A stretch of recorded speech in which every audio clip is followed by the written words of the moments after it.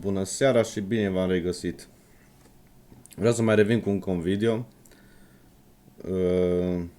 În completarea la primul, care v-am spus că am fost amenințat ca să aduc o adeverință de renovare sau ceva de genul pentru ce lucrări îmi fac eu la casă acum. Adică nu e necesară o adeverință dacă studiem bine legea. Acum intru pe Facebook și văd iară ceva lume cu niște cereri, cu niște probleme. Din partea primăriei nu văd nicio acțiune, deci au fost aleși, bun, au trecut o săptămână, să vedem ce se întâmplă.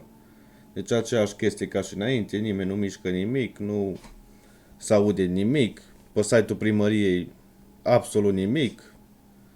Deci, în alte cuvinte, nu se lucrează, deci e ca și înainte. Acum vreau să vă arăt aici că, uite, l-avem pe domnul Iosif. Ciurila are nevoie de gaze naturale. Asta ar fi o problemă. Deci a fost și în timpul campaniei. A fost domnul Iosif care l-a întrebat pe domnul primar că când are de gând să facă demersul pentru gazele naturale, pentru proiectul ăsta european sau în fine ce e, că nu l-am studiat foarte bine și nu pot să vorbesc multe despre el. No. Aici nici o chestie. O zis că o și trimis un mail, scria undeva la un moment dat aici. Deci nimic.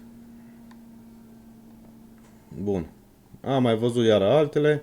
Uite aici pe domnul Romeo.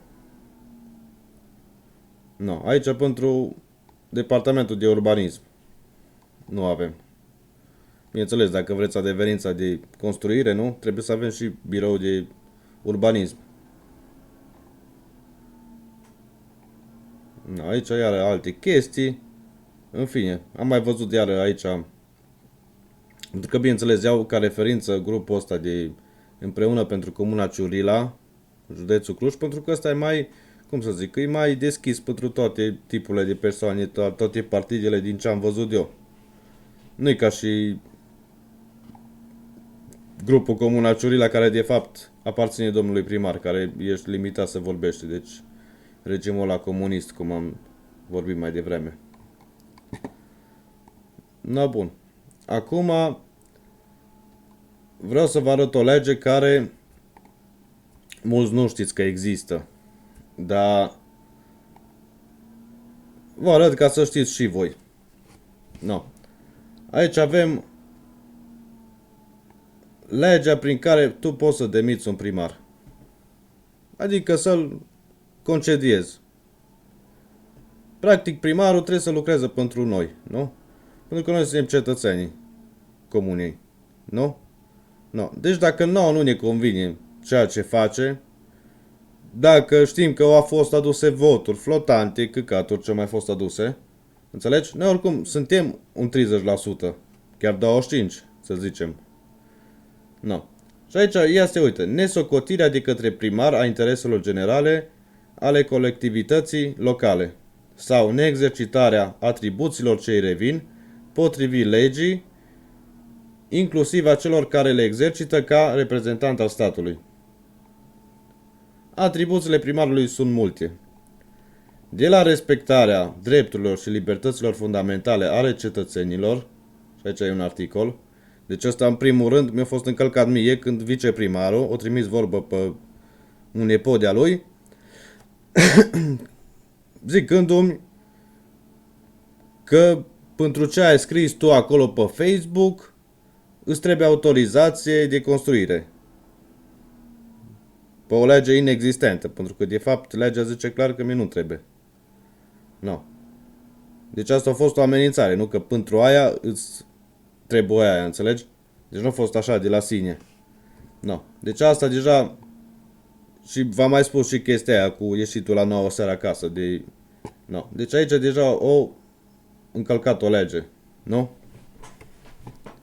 După care avem până la coordonarea și asigurarea inspecției și controlului efectuării serviciilor publice de interes local privind educația, serviciile sociale pentru protecția copilului, a persoanelor cu handicap, a persoanelor vârstnice, a familiei și a altor persoane sau grupuri aflate în nevoie socială, sănătatea, cultura, tineretul, sportul, ordinea publică, situațiile de urgență, protecția și refacerea mediului, conservarea, restaurarea și punerea în valoare a monumentelor istorice și de arhitectura parcurilor, grădinilor publice, rezervațiilor naturale, dezvoltare urbană, poduri și drumuri publice, serviciile comunitare de utilitate publică, alimentare cu apă, gaz natural, canalizare, salubrizare, energie electrică, iluminat public, transport public local după caz. Deja nu mai am aer ca să zic de câte atribuții are primarul și nu se ocupă de niciuna. No. Înțelegeți ce zic? Deci, organizarea referendumului local trebuie să fie solicitată în scris de cel puțin 25% dintre locuitorii cu drept de vot. Acest procent trebuie să fie realizat în fiecare dintre localitățile componente ale comunei, orașului sau municipiului. Deci, domnul primar, vice și cine mai sunteți acolo, timpul vostru la primărie e limitat. În sensul că nu vreau să fiu antipartidul vostru, v-am mai spus. Eu nu sunt contra la niciun partid. Sunt contra la persoanele care nu vreau să facă nimic pentru noi. Pentru că e obligația voastră, de aia plătim contribuțiile noastre la stat, ca și voi să ne fiți în serviciul nostru, că voi sunteți angajații noștri. Deci ar trebui să lăsați năsucul în jos și să puneți osul la treabă. Să lucrați pentru drepturile noastre. Și pentru condițiile noastre de trai și așa mai departe. No. Asta e. Înțelegeți? No, deci noi dacă ne unim așa un pic și voi vă uniți și lăsați din orgolii, toți contracandidații, câți votanți ați avut, nu? Sigur îți 25%. No. Cred că cu asta am zis tot. Deci, ori să pune primăria la treabă și își face treaba, ori o luăm pe calea asta altă, nu? E foarte simplu. Și o putem face de mâine. Deci, locul domnilor la primărie poate să fie instant una nesigură, înțelegeți? Cât că au fost aleși, au fost voturi aduse, flotante și ce vorbe s-au mai adus. Eu zic de vorbe, că nu vreau să acuz pe nimeni. Dacă nu știu ceva sau nu am cercetat problema, înțelegeți ce zic? No, deci, cereți-vă drepturile. Dacă vedeți că nu vi se îndeplinesc, ați fost amenințați, liniștiți, puteți să mă contactați dacă ați fost și voi amenințați ca și mine. Ne adunăm mai mulți, facem o petiție, o trimitem la prefect și la Iohannis, până să rezolvă problemele, nu? Că așa e frumos.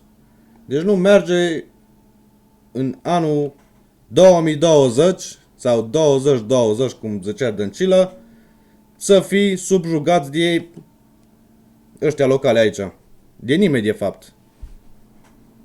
Mai stați să mai gândiți și la o chestie.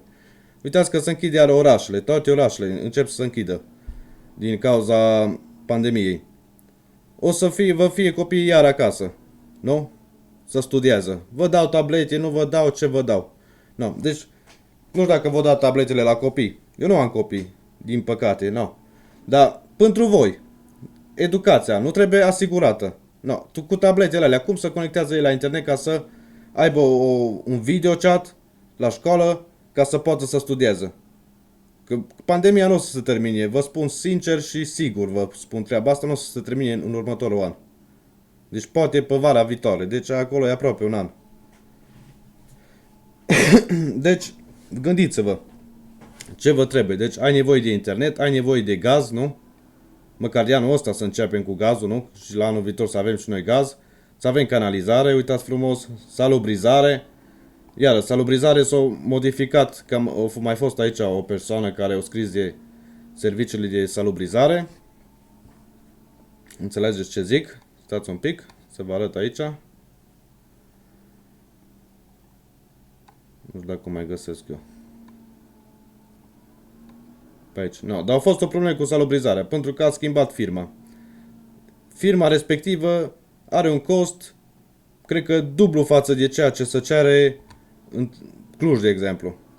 No. Asta iară nu mi se pare normal. Mi-o vin factura că am de plătit o factură pentru salubrizare cu penalizări. No, dar de ce nu pot să plătesc o factură asta ca înainte la primărie? Anual. Adică eu trebuie să fac drumuri, mă puneți pe mine pe drumuri să fac 12 drumuri pe an, nu? Când pot să fac numai unul, să plătesc la voi tot.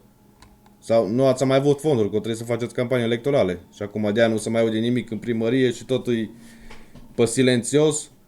Pentru că... Oare de ce? Nu mai aveți bani să furnizați o lucrare, nimic, să începeți un proiect. Dar asta nu e problema noastră. Deci eu zic să începeți să vorbiți cu lumea și cu noi și să începeți să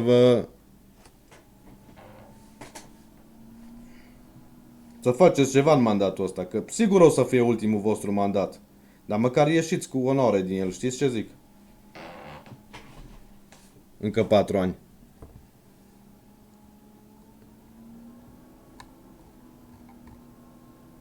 Sănătate și noapte bună!